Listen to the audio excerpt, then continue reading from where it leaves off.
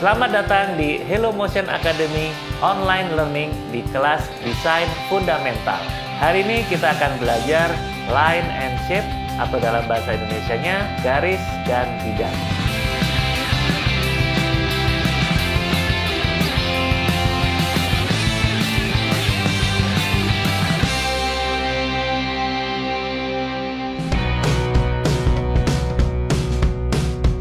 Dalam sebuah desain, ada beberapa elemen dasar yang harus kalian ketahui.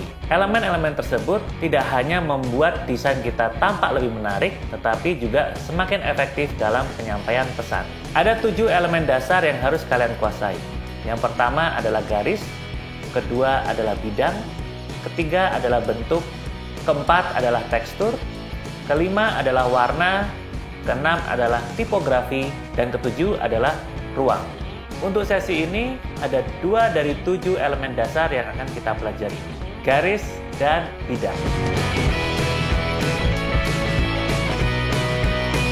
Garis adalah sebuah elemen desain yang menghubungkan antara satu titik dengan titik yang lainnya, sehingga tergambarlah sebuah garis. Garis bisa tebal, tipis, bergelombang, atau zigzag. Setiap bentuk-bentuk tersebut memberikan kesan yang berbeda-beda. Garis bisa dijumpai di setiap desain. Contohnya, di sebuah karya ilustrasi, garis juga umumnya berfungsi sebagai tekstur, pola, dan kebutuhan latar belakang. Sebuah garis bisa berbentuk lengkung, lurus, putus-putus, atau berupa untaian titik-titik. Ragam garis seperti yang saya sebutkan tadi memiliki karakter yang berbeda-beda dari setiap goresannya. Garis horizontal. Garis horizontal adalah garis lurus yang sejajar. Garis ini menimbulkan kesan tenang, rileks, diam, atau statis, dan kesan melebar.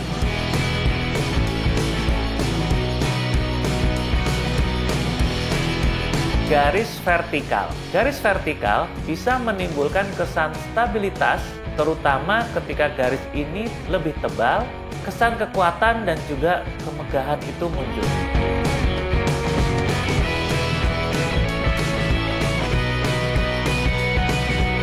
Garis diagonal.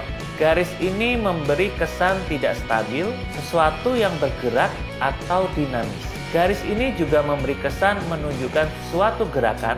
Jika dibandingkan, garis diagonal memberikan kesan lebih dramatis daripada garis horizontal atau garis vertikal.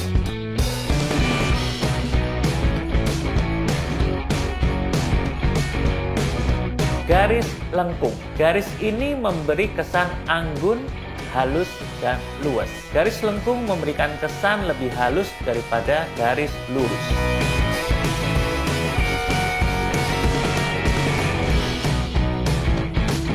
Garis zigzag. Garis zigzag adalah kombinasi garis diagonal yang menghubungkan titik-titik. Garis ini mengambil karakteristik garis diagonal. Garis zigzag menciptakan kegembiraan dan gerakan yang intens. Selain itu, garis ini juga menimbulkan kesan bergairah, semangat, dinamika, atau bergerak cepat.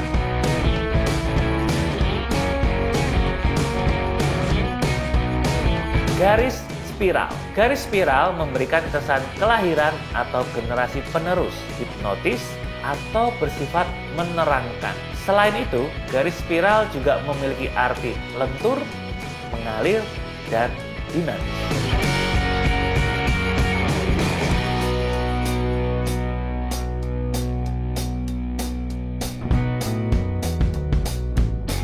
Berikut ini adalah beberapa fungsi garis yang digunakan dalam sebuah komposisi.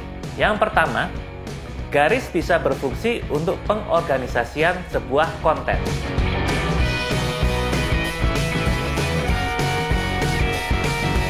Garis juga bisa memberikan penekanan pada kata tertentu. Kita bisa menggunakan garis untuk mensimulasikan tekstur yang kasar atau halus dengan menggunakan jenis-jenis garis yang berbeda. Garis juga bisa menyampaikan simbol universal. Contohnya, ketika kita menggunakan garis putus-putus, kita bisa menginformasikan bahwa garis tersebut untuk dilipat, digunting, atau dirobek. Dengan menggunakan garis bergelombang, kita bisa memvisualkan simbol air. Garis juga sering digunakan untuk membuat bagan alur atau hierarki yang memandu mata pembaca dari satu elemen ke elemen berikutnya. Bidang adalah objek dua dimensi yang memiliki diameter atau tinggi dan lebar. Mereka adalah elemen yang membentuk logo, ilustrasi, dan visual lainnya yang tak terhitung jumlahnya dalam semua jenis desain. Contohnya adalah logo Microsoft ini. Logo ini tersusun dari 4 bujur sangkar yang berdekatan. Bidang memiliki dua tipe, yaitu geometris dan organik. Bidang geometris adalah bidang yang paling mudah kita identifikasi bentuknya. Mulai dari lingkaran, kotak, segitiga, berlian, atau pola-pola umum yang mudah dikenali. Bidang geometris ini memiliki kesan keteraturan, menunjukkan organisasi dan efisiensi. Bidang geometris juga menunjukkan struktur. Bentuk-bentuk ini cenderung simetris dan memberi kesan sebuah tatanan. Berikutnya adalah bidang organik. Bidang ini memiliki bentuk yang tidak teratur. Mereka memiliki lebih banyak lengkung dan tidak merata. Bidang ini memiliki kesan menyenangkan dan menghibur, menyampaikan perasaan spontanitas, menambah minat, dan memperkuat tema. Bidang adalah salah satu bagian penting dalam berkomunikasi secara visual. Kita bisa mengenali rambu, marka jalan, atau simbol-simbol yang ada di seni abstrak di berbagai bidang. Elemen bidang sangat umum digunakan dalam proses mendesain. Sebuah bidang bisa membantu kita dalam mengatur dan memisahkan sebuah konten. Membuat ilustrasi sederhana, atau hanya penciptaan ornamen agar desain kita terlihat menarik. Coba kalian perhatikan, ada berapa bidang yang saya gunakan dalam desain berikut ini.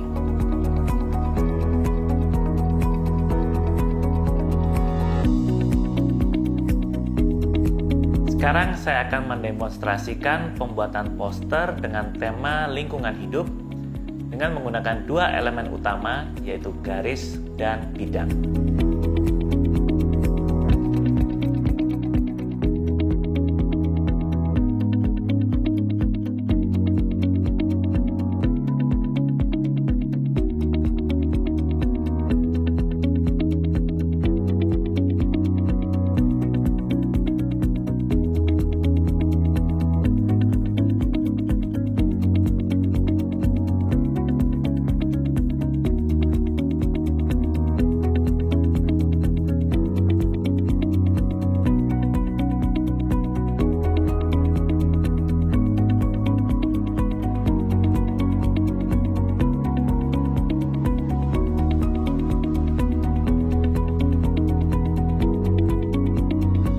Jadi konsep poster yang saya buat adalah mengajak publik untuk tidak menggunakan tas plastik.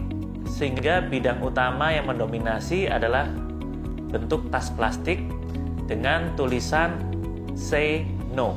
Artinya saya sebagai desainer mengajak publik untuk berani mengatakan tidak. Jadi yang dikedepankan adalah berani untuk mengatakan tidak. Tulisan tidak yang besar atau no yang besar, dan tas plastik cukup direpresentasikan dengan objek, tidak dengan tulisan. Pemberian garis bawah di plastik itu adalah menambahkan validasi bahwa objek yang kita bicarakan adalah tas plastik itu sendiri. Dengan menambahkan elemen geometris berbentuk persegi panjang yang mengelilingi di tas plastik, saya sebagai desainer ingin lebih memfokuskan, menggiring mata publik untuk fokus terhadap tulisan dan bentuk utama dari poster tersebut. Adanya garis putus-putus saya manfaatkan untuk menyeimbangi dengan bidang dengan warna yang solid, sehingga menciptakan komposisi yang seimbang antara warna solid dengan tekstur-tekstur yang dinamis. Di desain poster ini, saya ingin membuktikan bahwa dengan menggunakan dua elemen, yaitu garis dan bidang, kita tetap bisa membuat karya yang efektif dan komunikatif, tanpa bantuan elemen seperti warna, yang mana memang warna itu sangat berpengaruh.